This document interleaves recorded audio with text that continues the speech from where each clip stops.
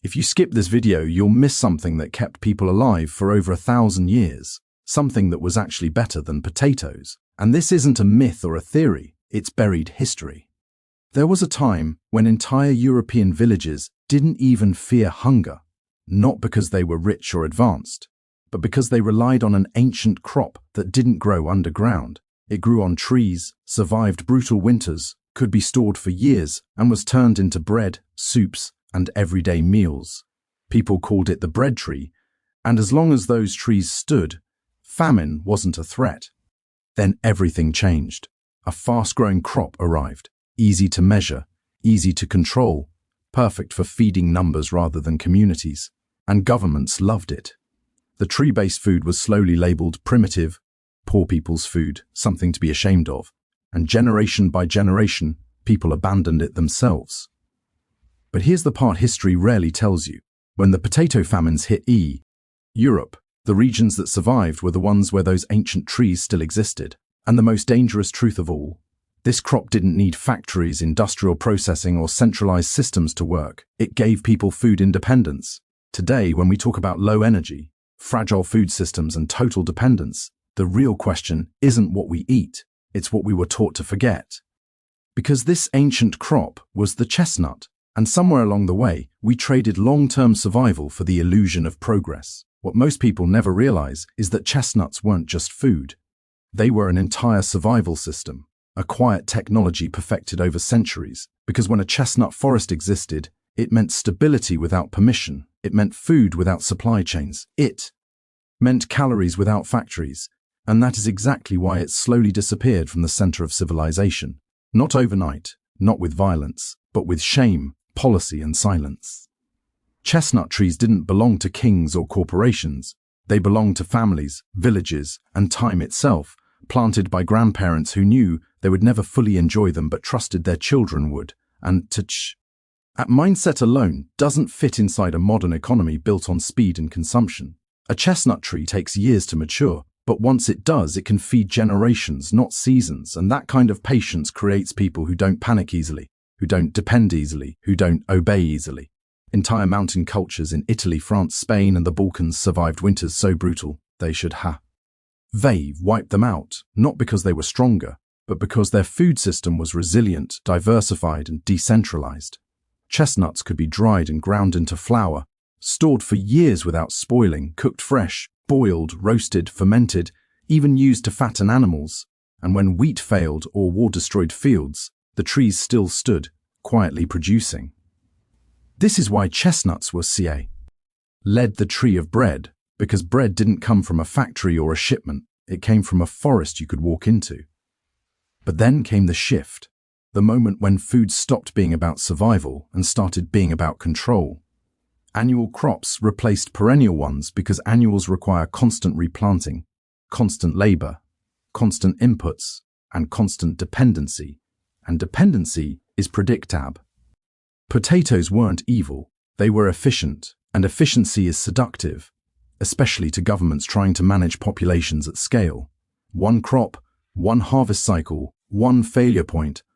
Centralized systems don't like backups they can't control, and chestnut forests were the ultimate backup. Slowly, policies favored plowed fields over forests, taxes punished land that wasn't productive in the modern sense, and chestnut groves were cut down or neglected. Then came disease, chestnut blight, which spread rapidly through weakened, unmanaged forests, and instead of restoring them, societies used the crisis as an excuse to abandon them completely. Knowledge faded quietly, recipes stopped being taught, and within a few generations people genuinely believed chestnuts were just snacks, treats, not the backbone of civilizations. Meanwhile, famine rewrote history. When the Irish potato famine struck, millions suffered not because potatoes were bad, but because potatoes were the only thing left, and monoculture collapses catastrophically.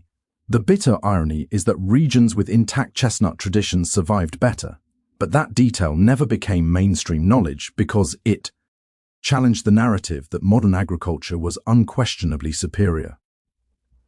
Fast forward to today, and we live in a world where food travels thousands of miles, where a single disruption can empty shelves, where ultra-processed calories are abundant but real nourishment is scarce. and where people feel constantly tired, inflamed, and dependent. Chestnuts don't spike blood sugar like refined rye. They release energy slowly. They're naturally gluten-free, rich in minerals, and gentle on digestion, yet they don't fit the business model of ultra-processing because you don't need to strip them, rebuild them, and market them. You can just eat them. That simplicity is dangerous to systems built on complexity and profit. The real tragedy isn't that chestnuts were abandoned, it's that the mind set behind them was abandoned. The idea that food should be long-term, local, and resilient, rather than fast, centralized, and fragile.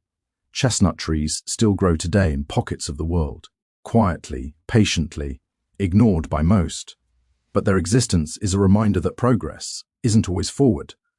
Sometimes it's just faster in the wrong direction. And maybe the question we should be asking isn't why ancient people relied on trees for food, but why we decided that depending on fragile systems was somehow more advanced. Because when you look closely, chestnuts didn't fail humanity. Humanity walked away from something that made it harder to control, easier to survive, and slower to break. By the time chestnuts disappeared from daily diets, the damage was already done, because losing the crop wasn't just about losing a food, it was about losing a way of thinking, a mindset that understood time differently, that planned in decades instead of quarters, and that valued resilience over speed. Ancient societies didn't ask how fast a system could grow, they asked how long it could last. And chestnut trees were their answer to famine, war, climate shifts, and political collapse. A single tree, old, lived for centuries, surviving rulers, borders, and ideologies, quietly feeding whoever lived near it, and that permanence created a kind of psychological security we no longer recognize today. When you know food will exist next year, and the year after that, fear loses its grip, and fearful people are easier to manipulate than secure ones. That's why replacing perennial food systems with fragile ones changed human behavior itself. People became more anxious, more dependent, more focused on short-term survival instead of long-term stability, and over time, that anxiety was normalized. Modern food systems taught us to accept exhaustion as normal, digestive issues as normal, and constant hunger as normal, even while eating more calories than any generation before us. Chestnuts fit into this cycle. They don't encourage overeating, they don't hijack taste receptors, they don't require chemical intervention to be edible, and they don't create addictive consumption loops. They simply nourish slowly and consistently, which is why they were once trusted during the hardest months of the year. Today, scientists are quietly rediscovering what history already knew, that perennial crops improve soil health, reduce erosion, stabilize ecosystems, and buffer against climate extremes, while monoculture fields degrade land and collapse under stress. Reintroducing chestnut trees isn't nostalgia, it's strategy. It's not about rejecting modern agriculture, it's about restoring balance to a system that removed all its safety nets. Imagine cities surrounded by edible forests, rural communities with food that doesn't vanish when supply chains fail, and future generations inheriting living infrastructure instead of depleted land. This isn't fantasy. Small projects around the world are already doing it, slowly, intentionally, without hype, because real resilience doesn't need marketing. The final truth is uncomfortable. Chestnuts were never outdated. They were inconvenient to systems that profit from scarcity and speed. And the real choice in front of us now isn't between old and new, it's between fragile convenience and durable survival. History already showed us which one lasts. Here's the part that should make you uncomfortable, because once you see it, you can't unsee it. Civilizations don't usually collapse because they run out of food. They collapse because they lose control over food. And chestnuts represented the opposite of control. They couldn't be rushed, they couldn't be patented easily, they couldn't be harvested all at once and stored in centralized silos. They grew slowly, quietly, on land that often wasn't ideal for large-scale farming, which meant they empowered the margins, mountain villages, remote communities, ordinary families who didn't need permission to eat. That kind of independence doesn't show up in economic charts, but it shapes behavior, culture, and resistance. When people are fed by systems they don't own, obedience becomes normal. When people are fed by land they inherit, obedience becomes optional. This is why chestnut cultures produce people who are stubborn, self-reliant, and hard to fully govern. Over time, those T rates were reframed as inefficiency, backwardness, even laziness. Progress was redefined as speed, output, and uniformity, and anything that didn't fit that definition was quietly erased.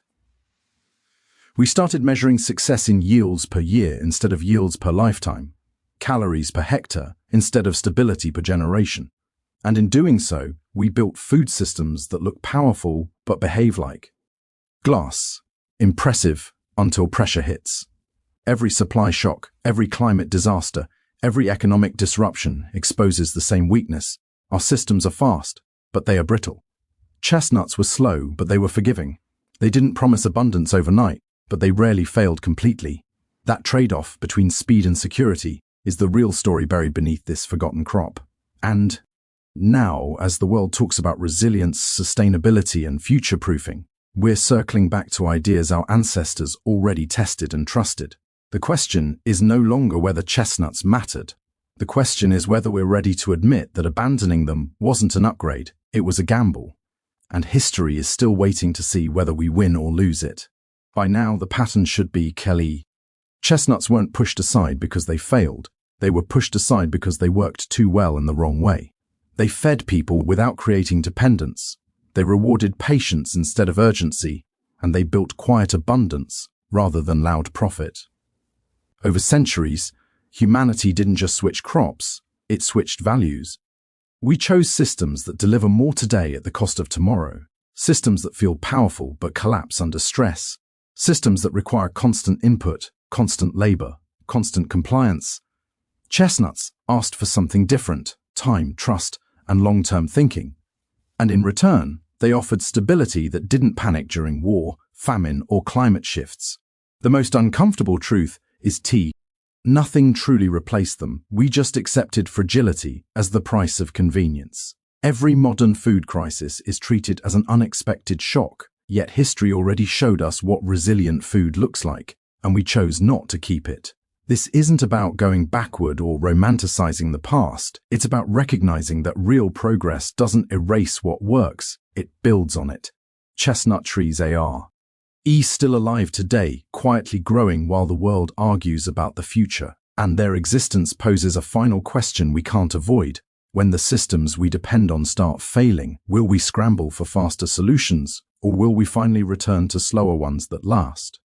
Because in the end, the story of this ancient crop isn't about chestnuts at all. It's about whether humanity values speed more hand survival, and whether we're wise enough this time to choose differently. There is one last thing chestnut trees teach us, and it's the quietest lesson of all. The most powerful systems don't announce themselves. They don't demand attention, updates, or constant optimization. They simply keep working. Chestnut forests didn't collapse when markets crashed, didn't disappear when empires fell. Didn't panic when borders changed. They waited. And that patience is a warning to the modern world. Today, we build systems that must function perfectly every single day, or they fail completely.